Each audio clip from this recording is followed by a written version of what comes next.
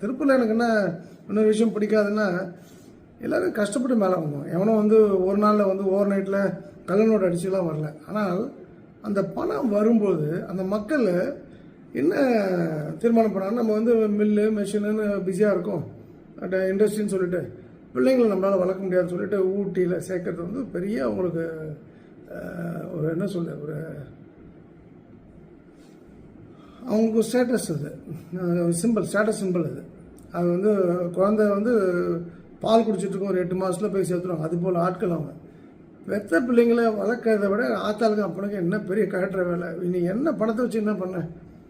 அந்த பிள்ளைங்க வந்து அப்பா அம்மாவோட வளர்ந்தோன்னா ஒரு நல்லது கெட்டது எப்படி ஃபேஸ் பண்ணுன்ற ஒரு விஷயம் தெரியும். ஹாஸ்டல் என்ன தெரியும்?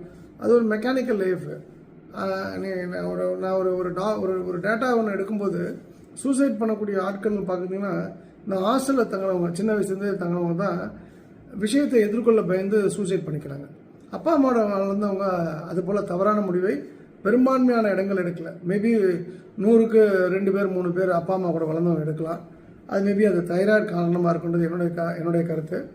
அதை சரியாக கவனிக்கலன்னா அந்த டிப்ரெஷன் வரும். மிச்சம் 100 பேரில் 70 பேர் 80 பேர் இந்த மாதிரி முடிவு எடுக்கிறாங்கன்னா அவங்க வந்து ஹாஸ்டலில் படித்தவங்கள தான் நான் பார்க்குறேன். ஸோ அது ஒரு வருத்தத்துக்குரிய விஷயம். அண்டு இன்னொரு விஷயம் என்னென்னா, இந்த பெண் குழந்தைகளுக்கு வந்து அதிகமாக பணம் கொடுத்து அந்த குழந்தைங்களோட லைஃபே வந்து என்ன சொல்கிறது, அவங்க லைஃபோட விளையாடுறதே அந்த பெற்ற அம்மாவும் அப்பா தான். அந்த ஊரை பொறுத்த வரைக்கும் இது வந்து அந்த கல்ச்சர் வந்து பணம் வரும்போது பிள்ளைங்க நான் பட்ட கஷ்டத்தை படக்கூடாதுன்னு நினச்சி பணத்தால் அடிக்கிறாங்க.